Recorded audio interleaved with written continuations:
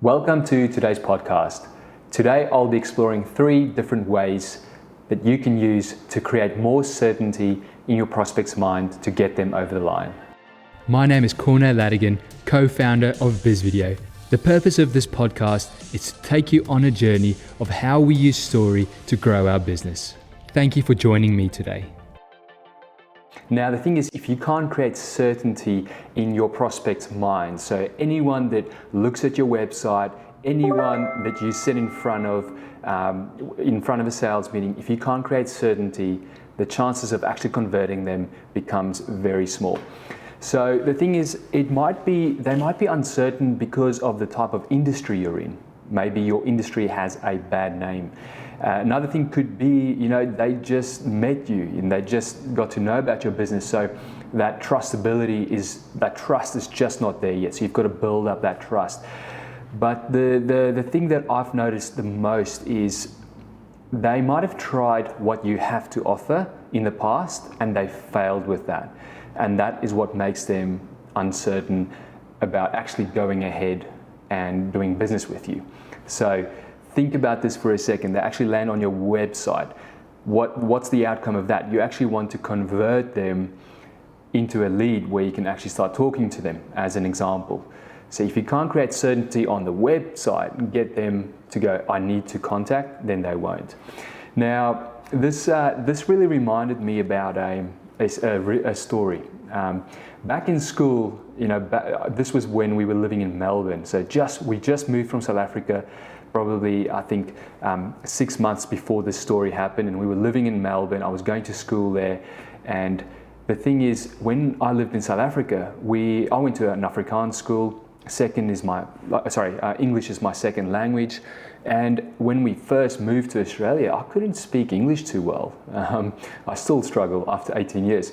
But anyway, at that time, I could definitely read English, I could speak it, but I really struggled. And that made me feel like I don't really want to read or anything, because I wasn't too motivated to read. Because the thing is, if you struggle to read, especially English, then you're not going to read. And so we went back to South Africa for our first holiday, and I remember my teacher gave me a book to read so that I've got to write an essay on it when we get back. And on the way to South Africa, I didn't read it. I was like, I'm going on holiday, I don't care right now. Did my little holiday, and then on the way back, this is where the story starts. So just to give you some background, so my dad's actually a pilot, right? And some of the perks about having your dad as a pilot is that he can get you cheaper flights, So my whole childhood, we traveled a lot because, we could get these standby tickets, so standby flights, where it's literally like 1/10 of the price. I can't remember exactly how much it is. But the trade-off is you don't always get a seat.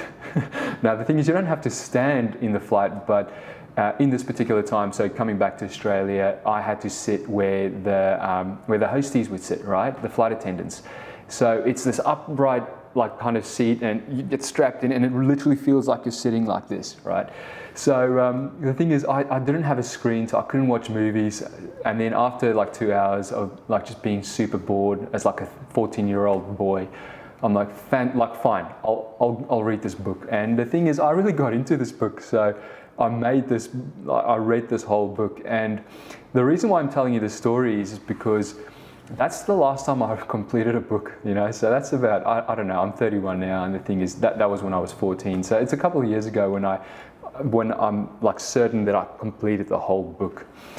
And but the thing is, now being in business, I've been running this business with my brother for 8 years now. I'm always into education and self-improvement, so to improve myself, improve my business, and then to help my clients even more. Now the thing is, the vehicle I normally use is video and video courses and so on, because that's my type of personality. I like to learn that way. But then the thing is, some weekends and so on, and at night, I really want to switch off from technology. So I want to be able to, and the problem is, if you want to switch off from technology, how are you going to learn if you only watch video and video courses? So that made me realize maybe I should grab a book, because I just want to be able to switch off a little bit over the weekend, open a book, and not have all the distraction of notifications and everything. So, the problem is though, what I found was I'll start reading these books and my concentration will be like, I would read the whole page and I'm like, whoa, what did I just read? I literally just went off into dreamland. It's crazy. Now, each time I go buy a book, I think back and go, I did not finish the last book that I actually started reading. So why should I buy this next book? And that is where the uncertainty comes in. And that's what I'm talking about in this video. And that's what I started off with. If your client is not certain, they will not go ahead. So I'm talking specifically about, I'm not certain about myself here, reading a book, which stops me from buying that book, which means that author is missing out on my business. So, and then the thing is, I listened a little bit to Grant Cardone, follow his teachings and so on. And in this one particular video, he said, even if I read a really bad book, right, I still finish it. And I think that's what he said. But the key part is there might be one little nugget in that book that has made him, $2 or $3 or $4 million in the next year just by knowing that. So he said there's no such thing as a bad book. And then I just realized, I have to read more. I have to really start concentrating and finishing these books, because if he can get one little nugget out of a bad book, I'm sure I'll be getting some good books and I'll get a whole lot of nuggets, right, to take our business to the next level. So just because I bought books in the past doesn't mean I should not buy books in the future. So the thing is, I bought some books. I went on Amazon and I bought I think 10 or so. They're actually just on the other side of that wall there. There's like a book rack full of books and so on. And I might show you next time. But the thing is, I started reading it and it just became boring again. I was like, man, why am I reading this? Why did I go buy 10 books? I'm not going to finish it. And then, at the end of the day, I just started really forcing myself to read these books, especially over the weekend. And my goal is to finish a book every single weekend. And probably the last 2 months, I've been doing just that. Some of the bigger books, I spread them over 2 weekends and it's been working well. And what I'm getting at is, just because I failed that one time or 10 times and not reading books doesn't mean I shouldn't do it in the future if I know it's good for me.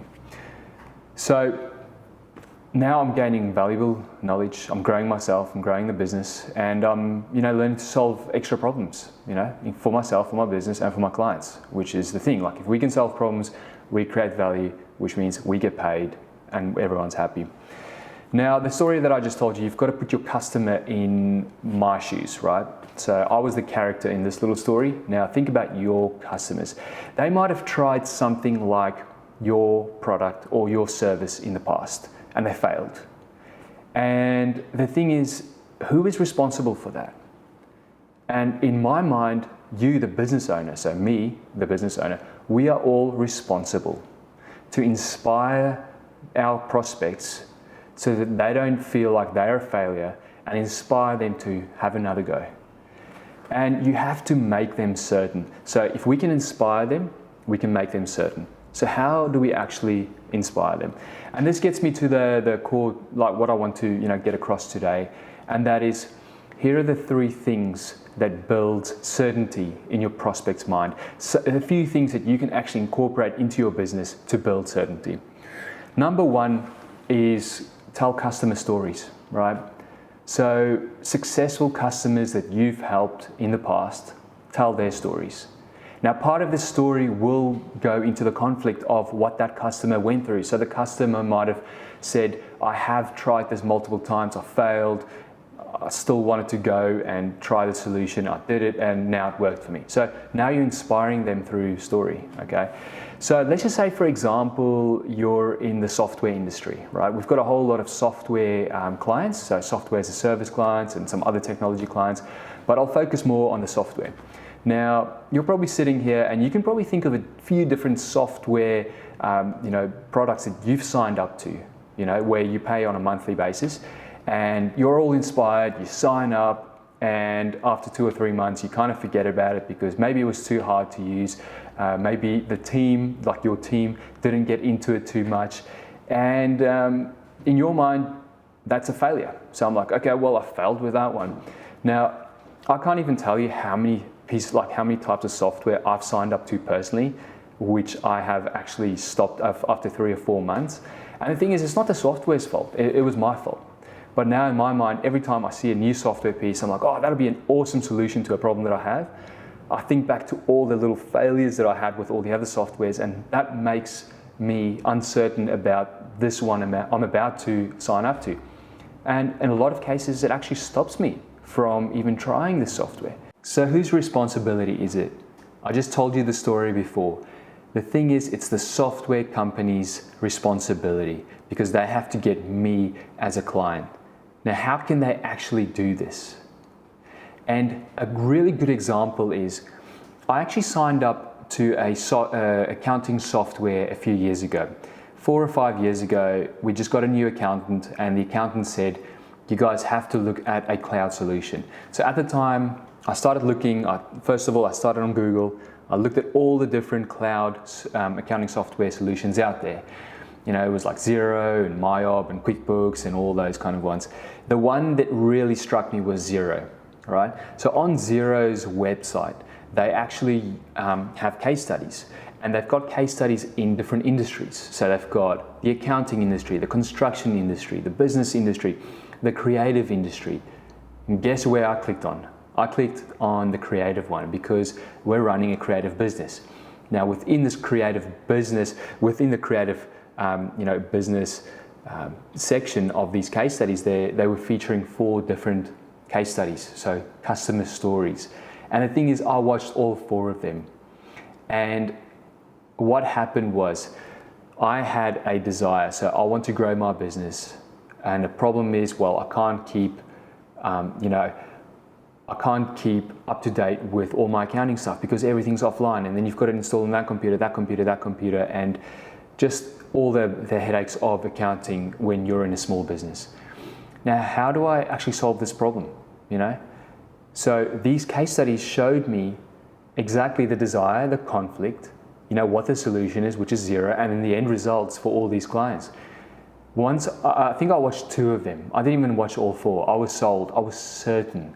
And the next thing I did was I signed up for a free trial, right? And I had to actually put in my credit card details and everything because I was committed. And that just shows you I was actually certain. And the thing is, before these case studies, I wasn't certain. So there's a really good example of a software kind of company. Now, if let's say we relate this back to the construction industry. So if you're a builder, for example, now you have to assume that if someone is building, they might have built before, their parents might have built before, or a friend.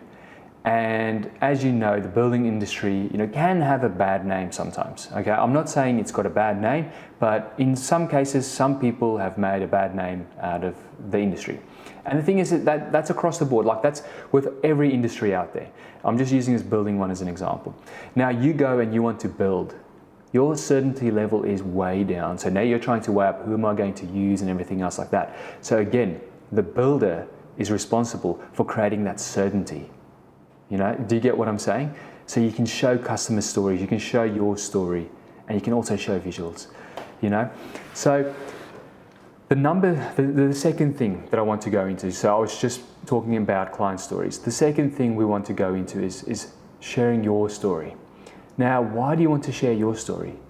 The thing is, sharing your story will really create certainty in your prospect's mind. Because the thing is, you can really show your passion. You can show why you do what you do and what's in it for you, And the thing is, if you build certainty here, it takes your prospect one step closer. The third thing I want to talk about is using visuals.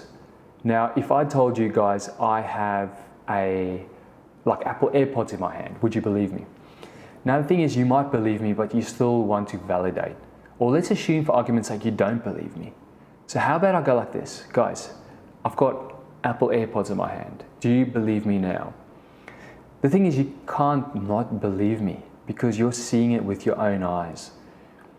What do you need to show your prospects so that they actually believe in you and build that certainty up? And for a lot of my clients, a lot of our clients, when we do the story development session, we really dig deep here and basically say, what do we need to show prospects so that they believe what they see? And this might be the team, it might be your premises, so your office.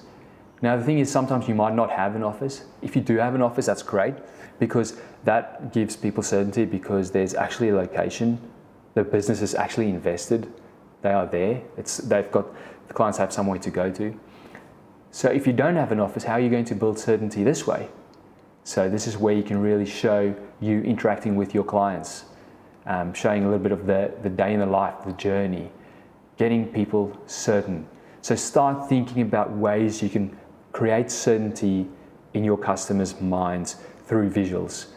And the best way to do that is just go, what do I do in business every single day? What do my clients actually experience? So the clients that pay me, they're happy with what I do, go bullet point down. What do you actually do? And think from a visual perspective. And I'm not telling you to go all creative and everything else like that right now. It's not about creativity. It's literally all about, if you can get people to believe what they see in your business, you'll create certainty. So I hope that have helped you guys. And the 3 steps, just to quickly summarize again, because I know I went a little bit longer than usual today. Step number 1 is create customer stories to build certainty. Step number 2 is create your business profile, so your business overview film, the business story to create certainty. And the third thing is use visuals as much as possible to create certainty. I hope you guys have enjoyed this podcast. Please send me your feedback or questions if you have any. Make sure you like, subscribe, and comment if you think this content was valuable to you. Have a fantastic day.